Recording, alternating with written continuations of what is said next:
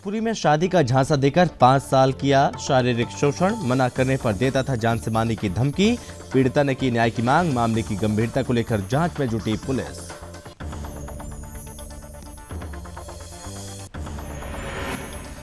सिरसागंज में विवाद सुलझाने गई पुलिस पर हमला। पीआरवी सिपाही चोट लगने से घायल। 2 भाइयों में जमीन को लेकर विवाद। पुलिस ने किया मामला दर्ज, कार्रवाई जारी। बुलंदशहर में स्वास्थ्य विभाग की बड़ी लापरवाही आई सामने। भैंसा बुकी में डालकर अस्पताल पहुंचा तीमरदार। 30 किलोमीटर की दूरी तय करने पहुंचा अस्पताल। सोशल मीडिया पर वीडियो हुआ वायरल। जालौन में प्राचीन मंदिर से अष्टधातु की मूर्तियां चोरी। मंदिर से 3 मूर्तियां गायब, देख उड़े होश। चोरों ने पुजारी को सुंघाया नशीले पदार्थ। पुलिस ने लिया संज्ञान, जांच जारी। चंदौली में अंडरपास बनाने की मांग को लेकर ग्रामीण एकजुट। केंद्रीय मंत्री डॉक्टर महेंद्र नाथ पांडे को सौंपा पत्र। केंद्रीय मंत्री ने दिया मदद का आश्वासन।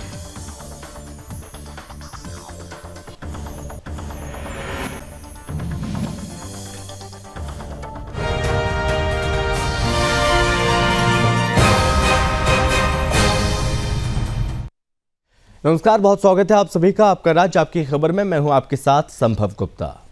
खबर यूपी के मैनपुरी से है, जहां गांव की एक युवती को शादी का झांसा देकर 5 वर्षों तक शोषण करने का मामला सामने आया और अंत में शादी करने से इनकार कर दिया, जिसकी वजह से पीड़िता ने पुलिस से न्याय की गुहार लगाई है। पीड़िता ने नितिन पर आरोप लगाते हुए बताया कि तमंचे की नोक पर मेरे साथ शारीरिक शोषण किया गया। मना करने पर मेरे भाई को मारने की धमकी दी।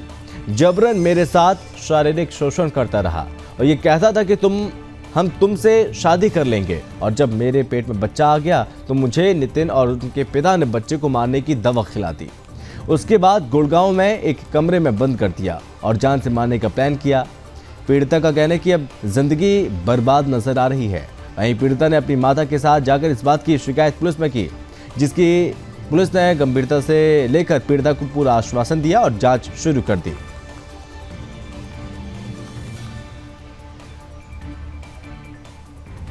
कमरा में नितिन घुस गया। आके आइयो नितिन और उसे धमकी दी। कट्टा लेके आया, हथियार लेके, कि नहीं तुम्हारे 2 भाई को मार दिए, पिता तुम्हारे मारते हैं।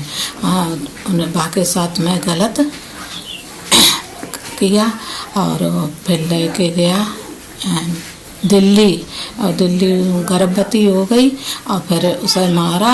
और फिर उसके पिता ने और उसने 2 बंद करके मारा और मार के और फिर लड़की मेरी बांस है चली छोड़ के चले आए और फिर लड़की हमारी घर पे आई। जासमीन का लड़का है, 5 साल से उसके साथ मेरे संबंध हैं।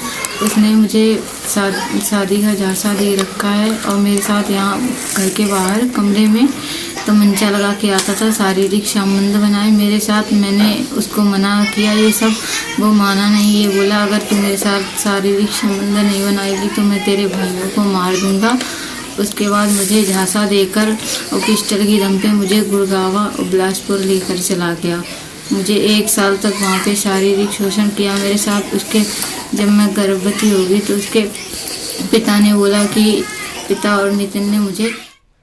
खबर यूपी के फिरोजाबाद से है, जहां सिरसागंज थाना क्षेत्र के ग्राम रुधेनी में 2 सगे भाइयों के बीच हुआ विवाद और इसकी सूचना पर पहुंचे पुलिस पर अराजक तत्वों ने हमला कर दिया, जिसमें पीआरबी का एक सिपाही घायल हो गया और साथ ही अराजक तत्वों ने गाड़ी का शीशा भी तोड़ दिया। वहीं बताया कि पुलिस ने आरोपियों को गिरफ्तार भी कर लिया। दरअसल ग्राम रुधेनी के रहने वाले 2 सगे भाई सोनू और विकास का बंटवारे के झगड़े को लेकर विवाद हो गया, जिसके बाद सूचना मिलने पर पुलिस मौके पर पहुंची और इसी दौरान सोनू, विकास और उसकी मां द्वारा पीआरबी पुलिसकर्मी के साथ बदसलूकी की गई, हाथापाई भी कर दी। जानकारी होने पर गाँव के लोग की मौके पर पहुंच गए और पीआरबी के पुलिसकर्मी को उन लोगों से बचाया। इस दौरान पुलिसकर्मी रवि घायल हो गया, जिनका सिरसागंज सामुदायिक स्वास्थ्य केंद्र पर पहुंचकर उपचार कराया गया। मेरा भाई है, ये मुझे घर में नहीं रहने देता, मारपीट करता था। छोटा भाई विकास नाम है, बड़े का नाम सोनू, जिसने फोन किया उसका नाम सोनू है। तो हमने क्यों भाई डरता है, तो उसने कहा के बाद दोनों के बीच में विवाद था। उस दोनों व्यक्ति को लेकर के थाने आने का जब प्रयास कर रही थी, उसी समय जिसके ऊपर आरोप था, जो आरोपी था, उसने पुलिस के साथ बदतमीजी की वो और उसकी माँ ने मिलके डंडों से पुलिस के ऊपर अटैक किया और हमारी जो BRB थी उसको भी क्षतिग्रस्त किया है। इसमें तत्काल बाकी सूचना पे हमारे SHO सिरसागंज बाकी अन्य टीम वहाँ गई और उसके बाद हम लोगों ने जो आरोपी था उसको गिरफ्तार कर लिया है। उसकी जो माँ थी उसको भी अरेस्ट किया है और इसमें उचित धाराओं में अभियोग पंजीकृत कर हम अग्रिम वैधानिक कार्रवाई कर रहे हैं। खबर यूपी के जालौन से है, जहां चोरों ने एक प्राचीन मंदिर से अष्टधातु की राम, जानकी और लक्ष्मण की मूर्तियां चोरी कर ली। जब इसकी जानकारी सुबह पुजारी को हुई तब मंदिर से तीनों मूर्तियां गायब देख उनके होश उड़ गए। वारदात कदौरा थाना क्षेत्र के ग्राम मरगाया की है।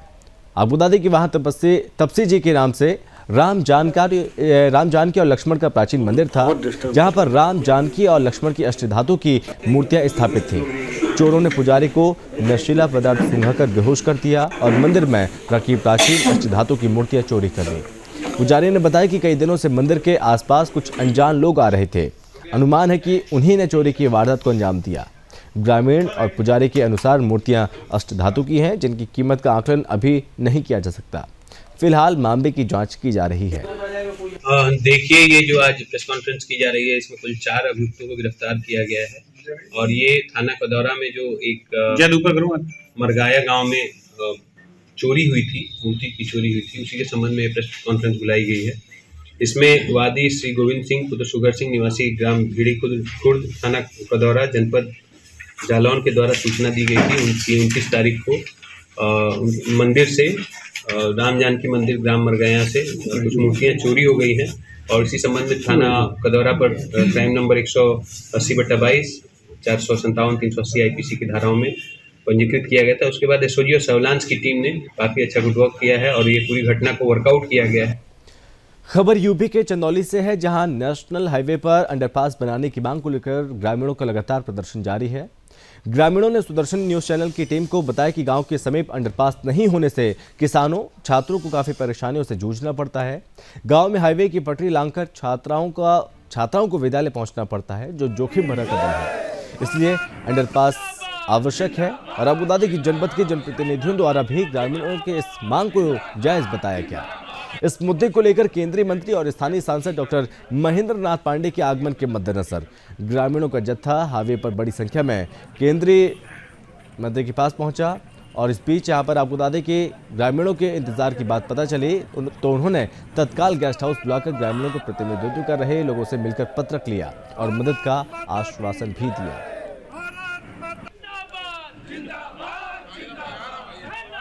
हमारे कुटिया और चीतों के बीच में अंडरपास के लिए मैं यहाँ पे धरना दे रहा हूँ। और धरना क्या दे रहा हूँ, आज हमारे जनपद के सांसद डॉक्टर महेंद्र नाथ पांडे आ चुके हैं। मैं अपना पत्रक सौंपूंगा, उनको बताऊंगा कि हमें इस अंडरपास पुल के लिए यहाँ बहुत ज़रूरी है और कुटिया की समस्त ज़मीन किसानों की चीतों में पड़ती है। हमें यहाँ आने जाने के लिए अंडरपास पुल चाहिए तो चाहिए। कितने गांवों का संपर्क मार्ग होगा? कम से कम 10 से 15 गांवों का संपर्क मार्ग है इस रास्ते पे। चंदौली मुख्यालय पे कुटिया गांव है और इसके बगल में छिट्टो गांव है। कैमरामैन से कहेंगे ये दिखाएं। ये यहाँ पे NH2 है जो वाराणसी से सीधे कलकत्ता के लिए NH2 गया है और ये इतना व्यस्त रहता है कि लोगों को आना जाना पार करके बहुत मुश्किल होता है। कई घटनाएं हो चुकी हैं। आज चंदौली में डॉक्टर महेंद्र पांडे जी भी आ रहे हैं। यहाँ जो जनता है वहाँ पे उनको पत्रक सौंपेगी कि यहाँ पे एक अंडरपास बनाया जाए। अगर ये बन जाता है तो यहाँ पे हज़ारों किसानों को और हज़ारों ग्रामीणों को एक बहुत बड़ा न्याय मिलेगा, क्योंकि यहाँ पे बहुत उम्मीद है सांसद डॉक्टर महेंद्र पांडे से और यहाँ की जनता जो है उनको चुन के लाई है। अभी भारी उद्योग मंत्री केंद्रीय हैं और यहाँ की जनता उनसे उम्मीद लगाई है कि पांडे जी आएंगे और हम लोगों को जो सपना है अंडरपास बनवा कर उसको साकार करेंगे। कैमरामैन जितेंद्र, जिला संवाददाता प्रशांत सिंह, जनपद चंदौली। और अब खबर यूपी के बुलंदशहर से है, जहां पर स्वास्थ्य व्यवस्थाओं की बदहाली का वीडियो जमकर वायरल हो रहा है। गरीब मरीजों के लिए झंझट बन चुकी है सरकारी एम्बुलेंस। फोन करने के बाद भी मरीजों के पास नहीं पहुंच पा रही है। मरीज को भैंसा बुग्गी में डालकर अस्पताल पहुंचाया जा रहा है। आपको बता दें कि यह सिलसिला लगातार जारी। कई दिनों से भैंसा बुग्गी द्वारा मरीज को अस्पताल ले जाने का वीडियो सोशल मीडिया पर वायरल हो रहा है। डॉक्टर भी बुकी में बैठे बैठे ही स्वास्थ्य परीक्षण कर दवाई दे रहे हैं।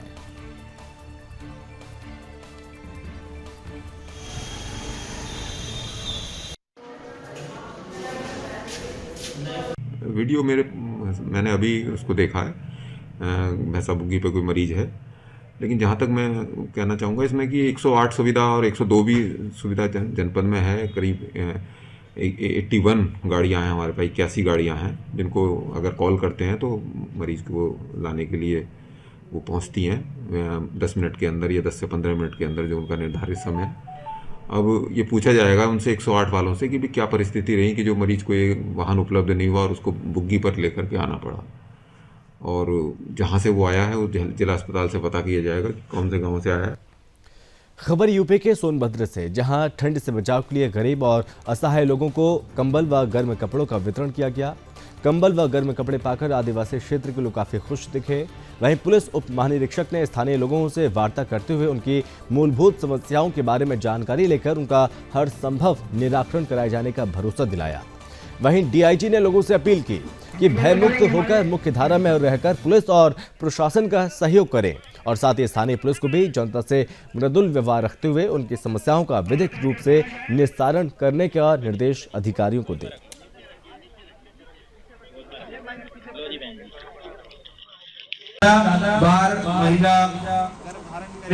थाना जुगेल पर कंबल वितरण का कार्यक्रम रखा गया है। हर वर्ष पुलिस के द्वारा जो यहाँ के लोग हैं, जनमानस है, उनको कंबल वितरण का कार्यक्रम किया जाता है। उसी क्रम में आज 1100 लोगों को कंबल वितरित किया गया। इसके अलावा जो गांव के लोग थे उनको जागरूक किया गया कि वो जो झाड़ फूंक हैं, ओझा तंत्र मंत्र टोना टोटका इत्यादि के चक्कर में ना पड़ें, और जो गांव देहात में जो शराब अवैध शराब ये लोग निकालते हैं, बनाते हैं, उसको भी रोकथाम के लिए इनको बताया गया। और बच्चों को पढ़ाने के लिए, अपने जो बच्चे हैं उनको सरकारी स्कूल में, प्राइवेट स्कूल में जैसे भी उन्हें पढ़ाने के लिए भी जागरूकता के बारे में बताया गया। खबर यूपी के बुलंदशहर से है, जहां पर विधायक प्रदीप चौधरी ने शासन द्वारा उपलब्ध कराए गए रैन बसेरों की व्यवस्थाओं का गुप्त तरीके से निरीक्षण किया और साथ ही रजाई, कंबल और गर्म पानी की व्यवस्था का जायजा लिया। रैन बसेरों और अलाव की व्यवस्था का सच जानने के लिए विधायक यात्री बनकर हाथ में बैग लिए रैन बसेरों में जा पहुंचे। रैन बसेरों में रुके लोगों से विधायक ने व्यवस्थाओं की जानकारी ली और साथ ही लोगों को चाय भी पिलाई और साथ ही रैन बसेरे के बेड पर लेटकर विधायक ने व्यवस्थाओं का जायजा लिया। जिला अस्पताल में बने रैन बसेरे में लाइट की व्यवस्था को दुरुस्त करने के विधायक ने आदेश दिए और साथ ही विधायक ने असहाय गरीबों को कंबलों का वितरण किया। निरीक्षण के बाद रैन बसेरे और अलाव की व्यवस्थाओं से विधायक संतुष्ट दिखाई दिए।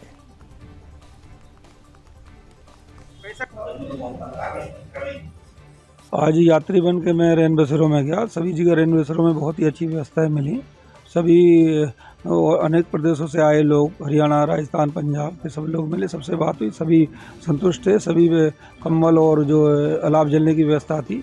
प्रदेश के मुख्यमंत्री आदरणीय योगीनाथ जी लगातार रैन बसेरों में निरीक्षण कर रहे हैं। उसी क्रम में हम भी निरीक्षण कर रहे हैं, तो अच्छा लगा। जहाँ कुछ कमियां मिली तो हमने यहाँ जो जिला के अधिकारी हैं उन्हें उसे निर्देशित किया कि भी जल्दी जल्दी इनकी जो भी परेशानी उन्हें दूर करा जाए और कुछ कंबल वितरण करें। जहाँ लोगों में कंबल नहीं थे वहाँ कंबल दिए।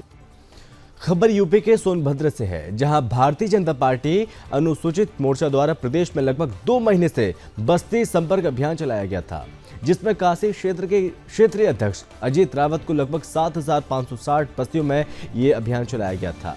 वहीं मैसूर में अनुसूचित जाति मोर्चा द्वारा अजीत रावत को सम्मानित किया गया। दरअसल अनुसूचित जाति के लोगों में सरकार द्वारा चलाई जा रही सभी जनकल्याणकारी योजनाओं का धरातल पर लाभ मिल रहा है। क्षेत्रीय अध्यक्ष अजीत रावत को भारतीय जनता पार्टी अनुसूचित जाति मोर्चा के राष्ट्रीय अध्यक्ष लाल सिंह आर्य और अनुसूचित समाज के वरिष्ठ मंत्रीगणों को मंच पर सम्मान करते हुए उनके कामों को सराहा गया।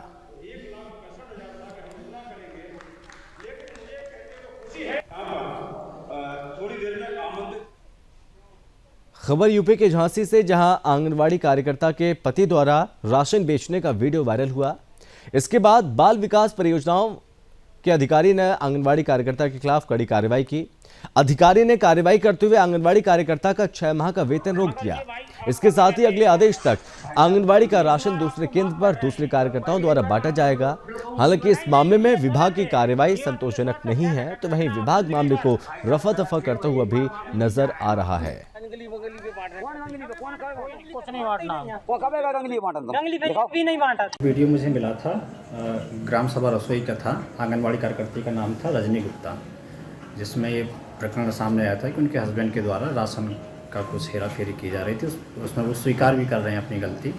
उस आधार पर मैंने कल गांव में जाके जांच की थी, तो जो उसके रजिस्टर थे, जो उसकी पत्रावली थी, उसमें जांचा तो चावल का जिक्र भी वीडियो में आया था। चावल की कुछ हेरा फेरी का मामला सामने आया था और जो लाभार्थी थे उनसे भी बात की गई, तो लाभार्थियों को भी जो जितना राशन था।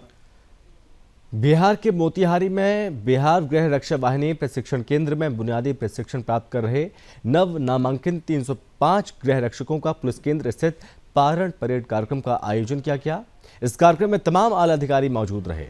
इस मौके पर गृह रक्षा वाहिनी के जवानों द्वारा बेहतर रैतिक परेड का प्रदर्शन किया गया। इसके साथ ही जवानों को शपथ भी दिलाई गई और साथ ही माननीय अतिथियों द्वारा बेहतर प्रदर्शन करने वाले महिला पुरुष जवानों को प्रमाण पत्र के साथ मोमेंटो देकर सम्मानित किया गया।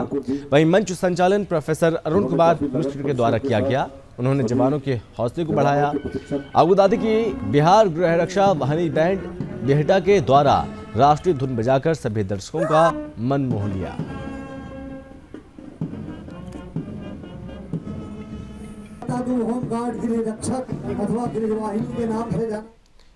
अंबाला में राहुल गांधी के दिए गए बयान को लेकर समस्त कौरव समाज ने विरोध जताया है। बता दें कि अंबाला में राहुल गांधी ने कहा कि खाकी हाफ पैंट वाले 21वीं सदी के कौरव, जिसको लेकर अखिल भारतीय कौरव महासभा के अध्यक्ष राव पवन सिंह सहित समस्त समाज ने विरोध जताया है।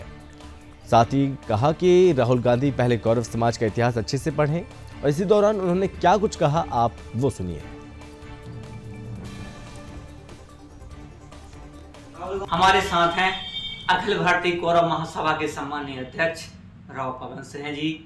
अभी हाल ही में अंबाला में राहुल गांधी ने जो कौरव समाज को लेकर टिप्पणी की है, आइए जानते हैं क्या कहना है आपका।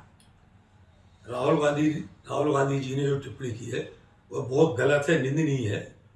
उनको ये ज्ञान नहीं है कि कौरव समाज क्या है। उनकी राजनीतिक पार्टी से जो भी प्रतिद्वंद्विता हो उसमें उन्होंने कौरव समाज को जो बीच में घुसेड़ा है यह गलत किया है। हम लोग भगवान भीष्म, माँ गंगा के हम लोग पूर्व वंशज हैं। हमारे जब पूर्वज ऐसे हैं तो हम लोग कैसे होंगे, इससे आप कल्पना कर लें। और मैं कहता हूँ राहुल गांधी जी से कि आप अपने ज्ञान की वृद्धि करें, उसके बाद किसी समाज विशेष के विषय में अपना वक्तव्य दें। क्या कदम रहेगा? क्या कदम? यदि ये अपनी बात वापस नहीं लेते तो इनका घोर विरोध करेंगे और जितना कठोर से कठोर कदम हम लोग उठाना चाहेंगे उतना उठाएंगे।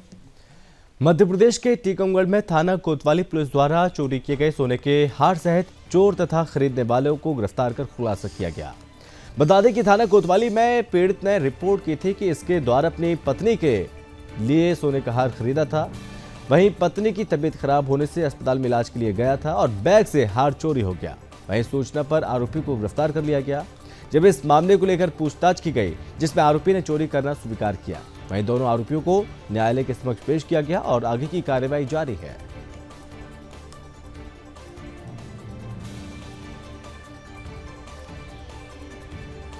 मध्य प्रदेश के ग्वालियर में मेले में दुकानों की कालाबाजारी थमने का नाम नहीं ले रही है। आपको बता दें कि मध्य प्रदेश का लगने वाला इकलौता ग्वालियर व्यापार मेला है। इसमें 2 पहिया वाहन से लेकर 4 पहिया वाहनों की खरीद पर प्रदेश सरकार रोड टैक्स में 50% की छूट को लेकर हर सेक्टर में हर रोज लगभग 100 करोड़ रुपए का व्यापार होता है, जिसे प्रदेश में ही नहीं बल्कि पूरे देश में जाना जाता है। और इसी को लेकर मेले में दुकानों की कालाबाजारी थमने का नाम नहीं ले रही है।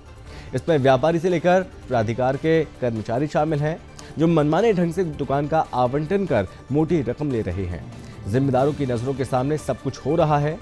आपको बता दें कि सुनील चौहान सहित अमित सोनी को प्राधिकरण के अधिकारियों ने दुकान आवंटन तो कर दी, लेकिन बगैर सूचना के निरस्त कर दूसरे को दे दी।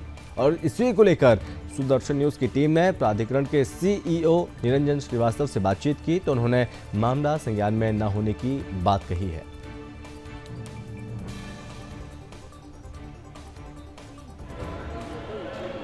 बेचने का तो हमको समझ में नहीं आया, क्योंकि दुकान बेचने का तो अभी कोई हमारे पास ऐसी कोई शिकायत आई नहीं है। और ये जो आपने बताया किसी दुकान को किसी दूसरे को मिली है दुकान, तो वो दुकान अभी दिखवा लेते हैं। आप कौन दुकान बता रहे हैं?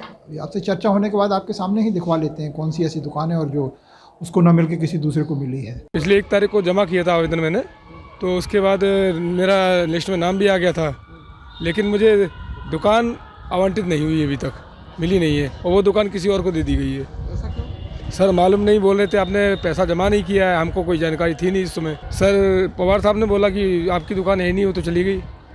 कैसे चली गई? पूछा नहीं आपने? हमने पूछा था, बोले थे आपने पैसा नहीं जमा किया। हमने कहा हमें कोई जानकारी नहीं थी। आपने कॉल लगाया, कोई जानकारी नहीं दी नहीं है कि आप लेना चाहते हो नहीं लेना चाहते। एक बार कॉल लगाते, कॉल लगाया नहीं हमको। आज हम आए तो बोले वो आपकी चली गई।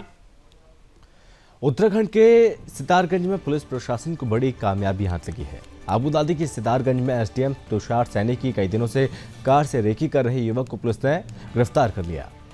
बता दें कि एसडीएम ने पुलिस को सूचना दी कि आरोपी कई दिनों से उनके आवास कार्यालय के आसपास भटक रहा था।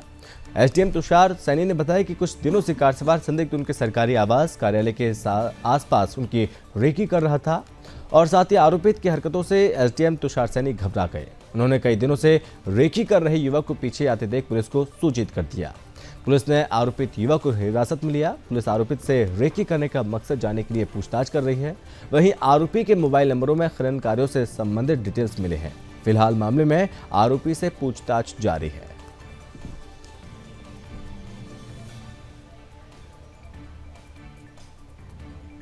लोग हैं जो लगातार सरकारी गाड़ियों का पीछा कर रहे हैं और अधिकारियों की सूचना खनन माफियाओं को देने की शिकायत प्राप्त हो रही थी। इसी के क्रम में ये गाड़ी को हमने अभी जो है इस पर कार्रवाई की है और एक व्यक्ति को भी इसमें अभी जो है वो संदेह के घेरे में है। ऐसा है कि इसमें हमें जैसे जैसे शिकायतें प्राप्त हो रही हैं और हमारे ऑफिस के पास भी कुछ लोग लगातार संदिग्ध लोग घूम रहे हैं।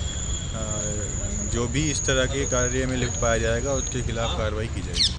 खबर जनपद उधम सिंह नगर के खटीमा से है, जहां खटीमा तहसील क्षेत्र के झनकैया थाना के समीप स्थित विवादित जमीन पर बसे कॉलोनी के मामले में हाईकोर्ट के आदेश के क्रम में खटीमा वन विभाग के उप प्रभागीय वन अधिकारी संतोष कुमार पंत और खटीमा तहसीलदार शुभांगिनी के नेतृत्व में वन विभाग और राजस्व विभाग की टीम की तरफ से संयुक्त सर्वे का कार्य शुरू कर दिया गया।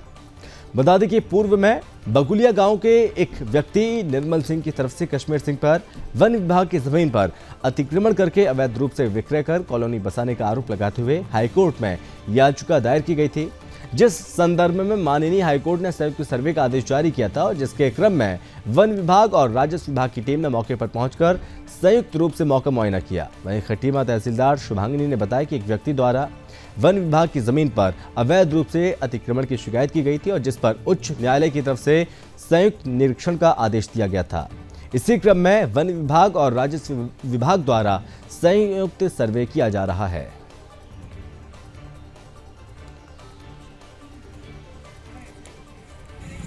यहाँ पर निर्मल सिंह द्वारा एक शिकायत की गई थी कि वन विभाग की भूमि में अवैध रूप से अतिक्रमण किया जा रहा है, तो उसी के क्रम में माननीय उच्च न्यायालय द्वारा एक संयुक्त निरीक्षण के लिए हमें कहा गया था और उन्हीं के निर्देशों का पालन करते हुए वन विभाग तथा राजस्व टीम द्वारा एक संयुक्त निरीक्षण यहाँ पर किया जा रहा है। और इसी के साथ इस बुलेटिन में बस इतना ही। आप बने रहिए सुदर्शन न्यूज के साथ।